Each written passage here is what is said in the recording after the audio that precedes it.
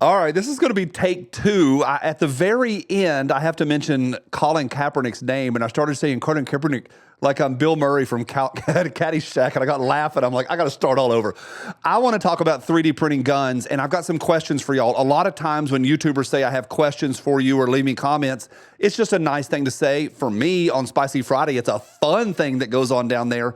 But today, I want to hear some opinions. Those of y'all that have done 3D printing guns, I want to talk about this, and I also want to look at a couple different aspects. My curiosity is up. At the end, when I talk about Colin Kaepernick, when I talk about that nitwit, I'm going to say something that, fingers crossed, doesn't get misconstrued, and it might surprise you, but don't misconstrue my words at the end.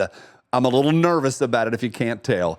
Today's episode is brought to you by my friends at CMMG. I can't tell you where to go, but I can tell you when you get there, the color selection is awesome, but more importantly, the warranty is rock solid, made in America in Boonville, Missouri. Use that coupon code right there. You're going to love it. Pick out your caliber, pick out your length, pick out all the goodies. Tell them I sent you. You people, thanks for a thumbs up. I appreciate y'all. Now, the first take on this before I got laughing is I was jumping around a little bit and kind of dancing because I don't want to be misunderstood. Let me just say really clearly, I have no problem with 3D printing. I think it's awesome. I think it's kind of cool. But I have zero interest in it. I've never done it and I don't care. I genuinely don't care. But I'm starting to, and that's part of the questions of today. I was walking through the airport, Reagan International, Christmas before last, with one of the 3D dudes. I won't say his name. And he turned to me, Johnny, where are you at 3D? And I said, I don't care. Y'all go have fun. I don't care. And his mouth dropped open. I was like, dude, I'm 50. I don't need any more hobbies. I can't even look at reloading. And this is where everybody types, Johnny, you should look at reloading. I can't. No more hobbies. I have no more desk space. I've got no more cabinet space. I'm good. I don't care about 3D printing. I do think it's pretty cool. It's interesting. I'm paying attention to it, but I don't care. Up until this point, I just thought it was kind of a fun hobby. But two things have happened. One, Mike sent me this. Y'all remember my old 3D printed Killdozer that Mike made? He now has this new one, and it says ungovernable down the side. Fantastic idea on that one. I really like it. But this came in the mail day before yesterday. Thanks, Mike. Appreciate you. But that's got me kind of thinking 3D. And then the second thing, at the GOA event in Knoxville a few weeks ago, I was with these knuckleheads, and Sean Heron of We Like Shooting and John Patton of the Gun Collective got talking. I think Guns and Gear Mike got involved in it. They got talking on stage at one of our panels about 3D printing. And I just sat there on stage like a nitwit that I am, because I don't know anything about 3D printing. I've never done that. What do I know? What do I care? I don't care. But then Sean goes, here's the deal. When you do your first one, you'll get it. And John Patton goes, he jumped in, he said, oh my gosh, Sean told me when you do your first one, bang, light bulb, I get it. John did his first one, and now he's looking for a higher level printer, and he's going down that entire pathway. I think it's pretty cool. I think it's pretty exciting. I still don't care. Should I care? That's a question for y'all. Secondly, do they run? So this all got me thinking. This thing and what those guys said, it got me thinking those two things. But one of my questions coming out of that is should I care? Should I care more? Should I try it? And do they run? Those of y'all that have done the pistols or the big boys, do they run? Now, I think some parts of this are fabulous. The guys that 3D print and take guns to gun buybacks and take money from the local municipality police stations for pieces of plastic, fabulous. Isn't there one guy, I'll find it, I think he spent like $4 or $6 on plastic and got $20-something thousand back from that municipality. Stick it to them. Yes, I know that's taxpayer dollars, but on this one case, yeah, I'm in. Stick it to them. That's my opinion. There's some challenges right now in the courts going on ghost guns. That's a dysphemism, the opposite of a euphemism. That's a dysphemism, in that the government loves calling them that. The anti-2A folks love calling ghost guns.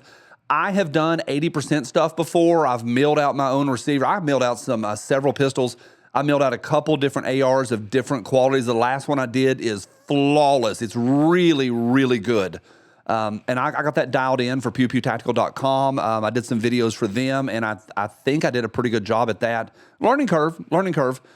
But there's some challenges in the court cases right now where, like NAGR, the National Association of Gun Rights, they are challenging one right now, I think in Pennsylvania, but some stuff where there's pushback on the government as the government tries to push against ghost guns. They are terrified of them. Are they terrified of ghost guns because they're undocumented or because they're not getting as much taxes? That's a great question. We have a history in this country, a long history that I will say yes and amen to, of homemade guns, homemade firearms, homemade cannons, homemade blunderbusses, whatever a blunderbuss is. And the history of that is important, and I think it's pretty amazing. The legality of that is important. And so I'm starting to get curious. I want to hear what y'all say. Here's the deal. Are they good? Should I try it? And all of those questions. Where are y'all at with 3D printed handguns, 3D printed long boys? Now, here's my last point. Quoting Kaepernick. Back in the day, and again, I don't care about 3D printed guns. I never have till this point. I really don't. I think if people do it, this is really cool. I don't want to start down that pathway myself. Colin Kaepernick took a knee at the NFL game. NBC zoomed in on him, and I bounced from sports immediately.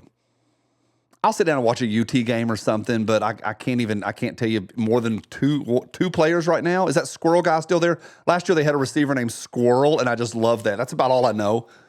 But I go to a game every few years. Nothing crazy, but I turned off the NFL.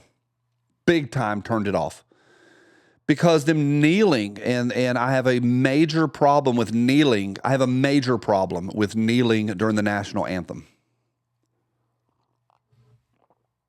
Please hear what I'm going to say. Hear the heart behind this. I have a major problem with kneeling during the national anthem. But then it was floated through Congress verbally, not on paper. It was also floated through the NFL headquarters, but more importantly through Congress, that they were going to talking about making a law that you are forced to stand for the national anthem. And I turned to somebody, I saw that and I was sitting with somebody, and I turned to them and I said, I will go kneel with those guys tomorrow if it's a law that says I have to stand.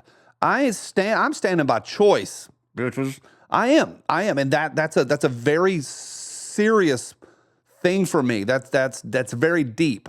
You disobey. Like, I have so many people go, Johnny, you obey all the time. Yeah. We live in a society, people. If you drive between the yellow line and the white line, you've already agreed that you're going to obey on some level. Ungovernable? Yeah, I am governable. I have a driver's license and I have a tag on the back of my car and I drive within the lines, mostly. Yeah, we are in a society. However, there are moments and times and things that we have to do in this world to stand up. And if you're going to say that I have to stand up, I'm going to kneel. Does that make sense? I hope it does. I hope you hear the heart behind that. And all that to say, if they fully outlaw this stuff, I'm buying a printer.